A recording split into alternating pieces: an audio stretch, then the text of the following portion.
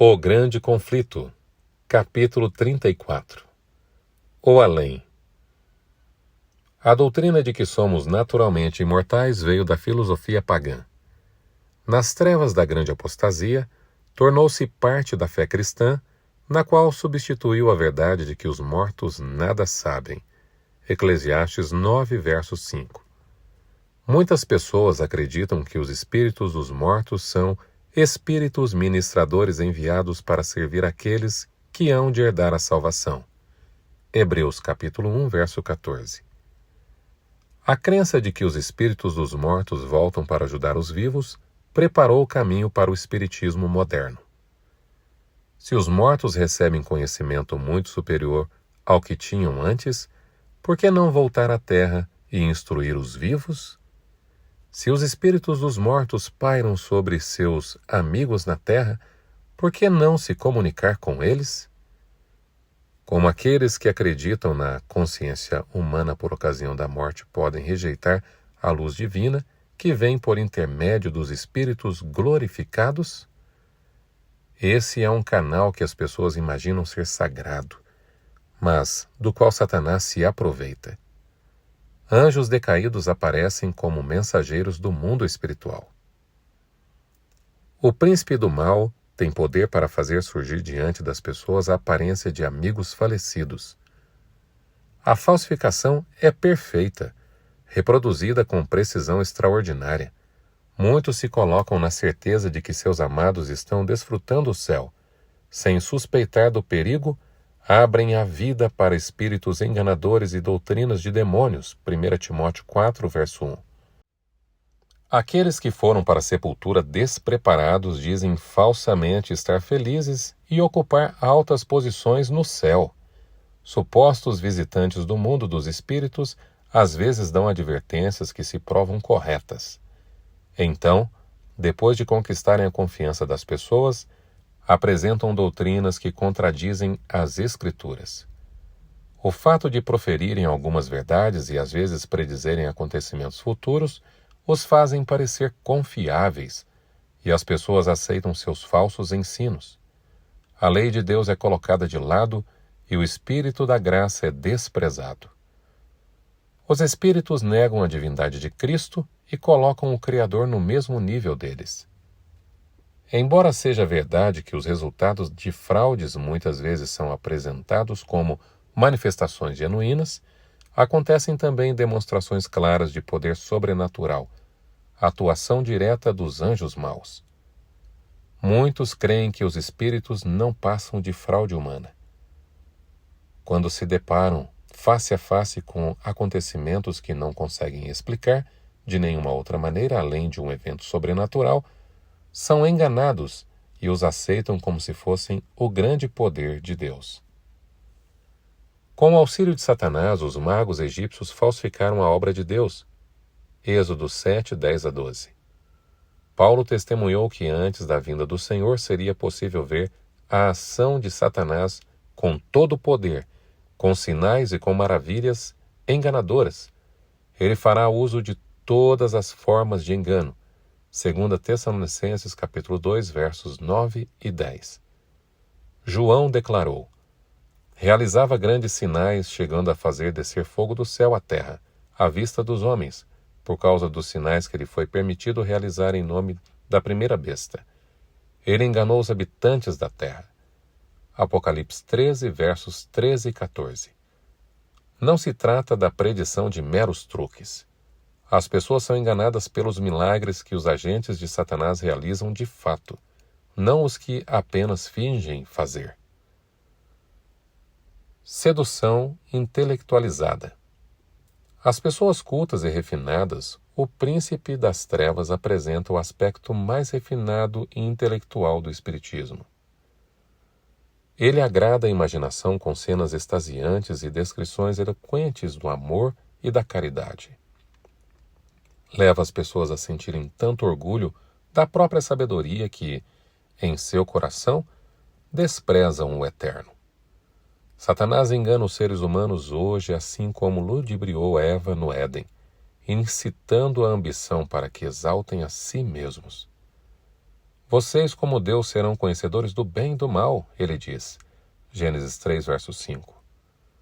O Espiritismo ensina que o ser humano é uma criatura de progressão, rumo à divindade, alega.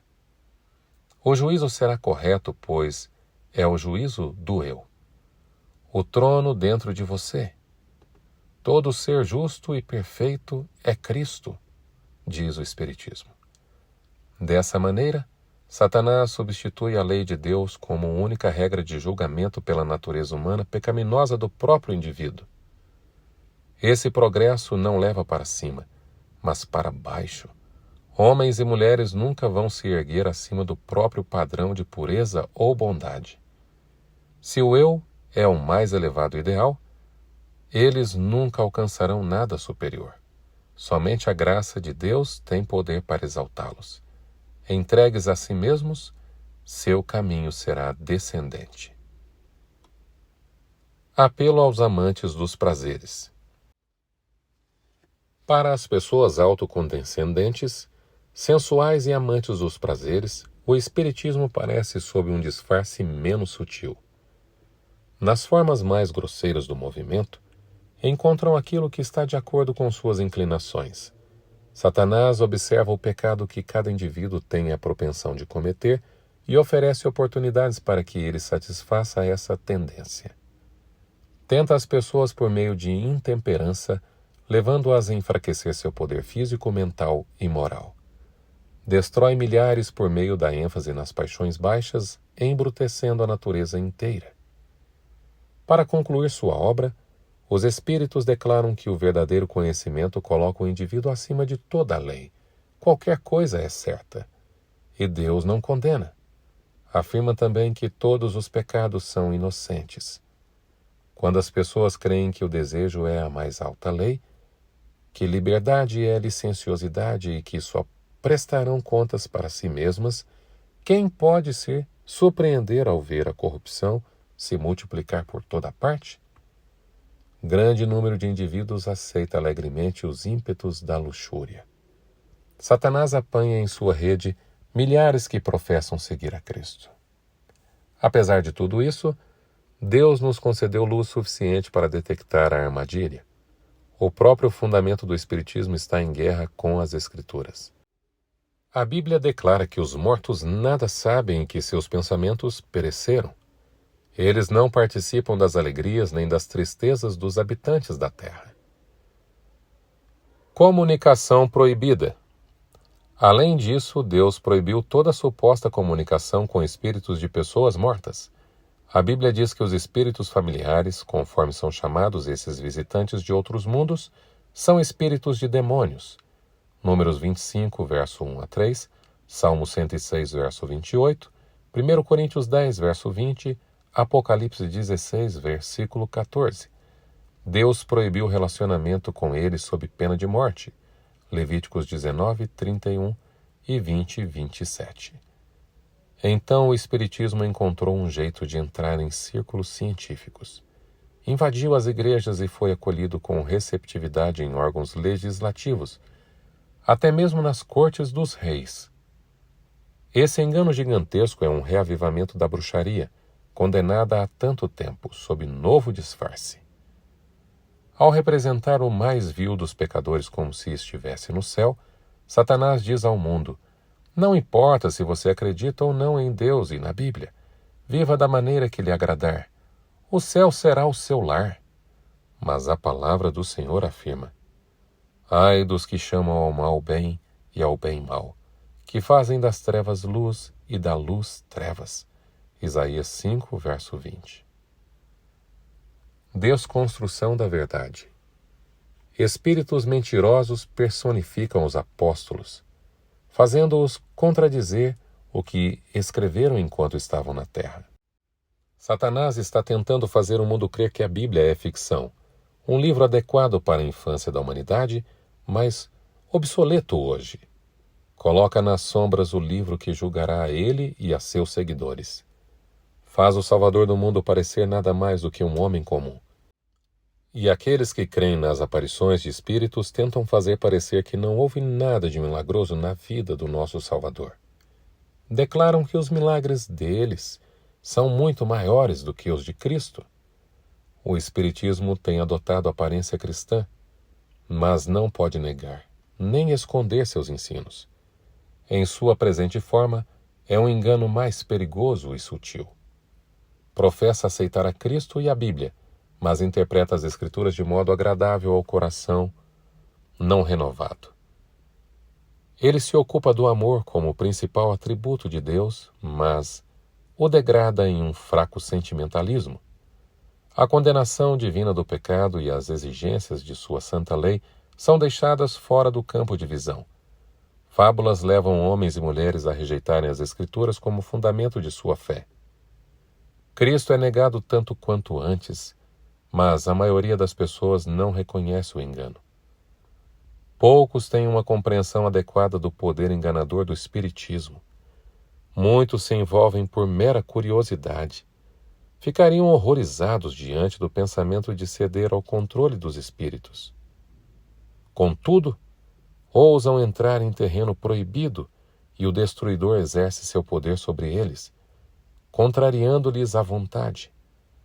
Se o inimigo conseguir que submetam a mente à sua direção apenas uma vez, ele os tornará cativos. Nada além do poder de Deus em resposta à oração fervorosa será capaz de livrá-los. Todos aqueles que voluntariamente acariciam pecados conhecidos estão convidando sobre si as tentações de Satanás. Essas pessoas separam-se de Deus e da vigilância de seus anjos, deixando-se sem defesa.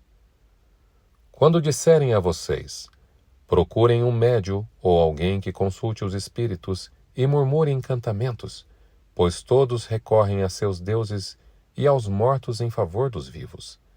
Respondam: à lei e aos mandamentos. Se eles não falarem conforme esta palavra, vocês jamais verão a luz. Isaías 8, 19 e 20. Se as pessoas estivessem dispostas a aceitar a verdade bíblica em relação à nossa natureza humana e ao estado dos mortos, enxergariam o poder e os prodígios de mentiras de Satanás no Espiritismo. No entanto, como fecham os olhos para a luz, Satanás coloca suas armadilhas para cercá-los. Rejeitaram o amor e a verdade de que os poderia salvar. Por essa razão, Deus lhes envia um poder sedutor, a fim de que creiam na mentira. 2 Tessalonicenses capítulo 2, versos 10 e 11.